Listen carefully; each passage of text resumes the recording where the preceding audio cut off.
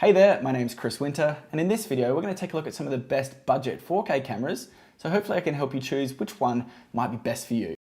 Now, before we jump into this video, guys, I do want to quickly send a big thanks to my friends over at Skillshare who are being awesome and sponsoring this video, which greatly helps out this channel. And guys, if you haven't heard about Skillshare, or if you've never signed up, I actually really recommend it.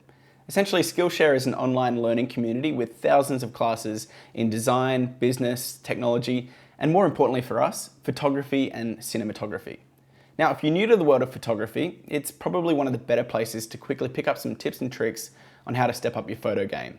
Now, I know a lot of you might not even own a DSLR yet, so a course that I would recommend, and I even recently just took myself, was how to take pro photos on your phone. It's only about 50 minutes, and honestly, it was actually really good. Skillshare is also more affordable than most other learning platforms out there. An annual subscription is less than $10 a month, which is super cheap. So guys, as you know, I don't normally do sponsored videos, so when I do, I generally highly recommend the company. So definitely check out Skillshare. They've been awesome enough to give me 500 2-month free trials to share. So if you want to check it out for free, I'll put a link in the description box below and you can start from there. Definitely check it out and improve your photography today. Anyway, let's take a look at some of these cameras and also talk about some other cameras. So hopefully I can help you choose which camera might be right for you. So today's question says, hey Chris, I'm currently using a Canon 650D and think that getting a 4K camera might up my video game. I still don't have a lot of money, max $1,000. Do you know which one I could get and what would be best? Thanks. Well, that's really cool. 4K is definitely something to take a look at. There are a few things that you need to know if you're going to be shooting 4K, but I've got a couple of cameras that might be right for you. First off, the Canon 650D or Canon T4i was actually a fantastic camera, and I think you probably got a lot of good use out of it. I actually owned one for a few years and really quite enjoyed it. But you're right, it doesn't have 4K and it doesn't have a few features specifically for video which you might not get in newer cameras. So one of my favorite new 4K cameras for 2018 is actually this one right here. This is the Canon M50. Now this is a mirrorless camera, which is a little bit different to a DSLR because it's actually got no mirror on the inside. So you can actually see on here, we've just got the sensor right here. So you do need to be a little bit careful when it's a little bit dusty, but this camera here has got a couple of really good video features and definitely one to take a look at. So for me, the three key features on the Canon M50 are that we've got 4K. That's really nice to have, although it is important to note with a lot of these cameras, when you are shooting in 4K, you're going to be getting a crop, which means that the image is going to be zoomed in, which can be a little bit difficult sometimes. So you'll generally want to be shooting with a wider angle lens.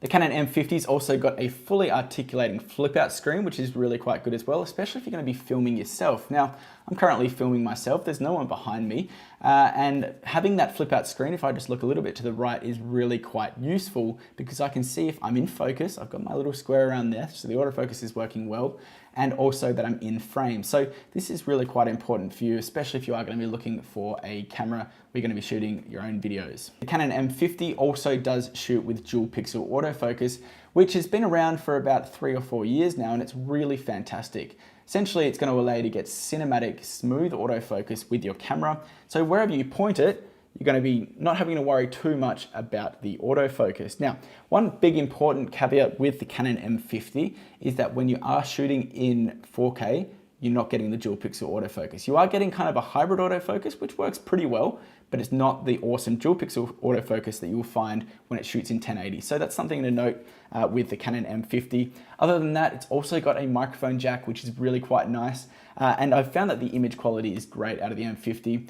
The other thing with the M50 to also be aware of, let me just find this, is that you do have a bit of a limited range of lenses. So this uses the EOS M line of lenses. So we've got the 15 to 45 millimeter right here, but you can't just throw on your standard Canon DSLR lenses. What you'll need though is something like this right here. This is an adapter, a EOS M to EOS an EF adapter. It's quite hard to say.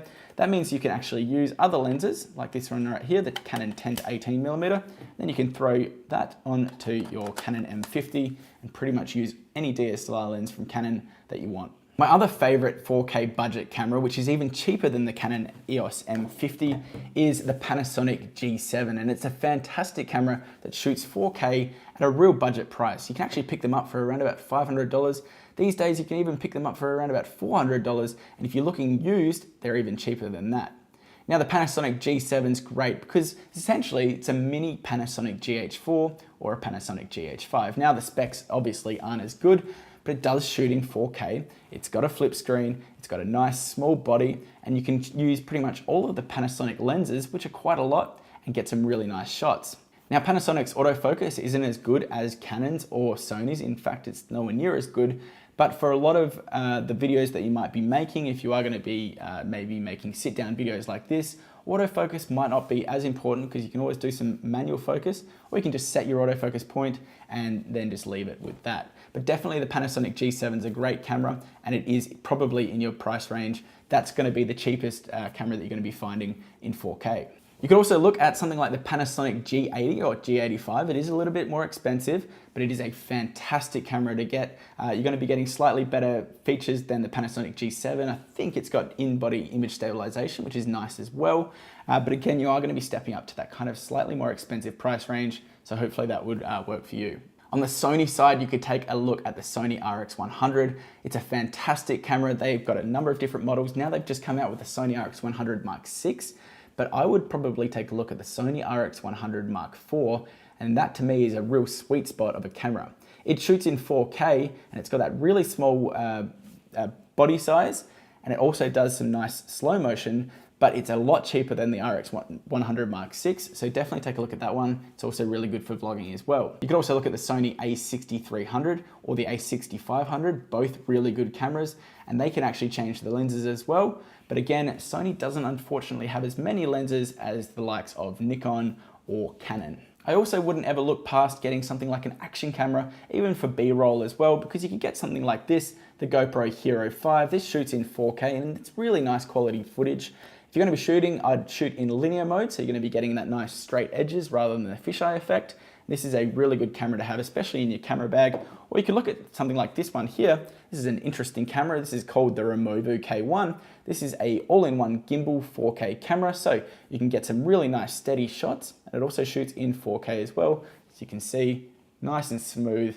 And the video quality is pretty good. It does shoot in 4K as well. So there you go, they were just a couple of budget options for 4K. Unfortunately, it's still not super cheap shooting in 4K, but there are a couple of different options and more are coming every year. Hopefully I was able to help you even just a little bit. That's it for me. Hope you guys have a fantastic day. Happy shooting, and I'll see you in the next video. Bye.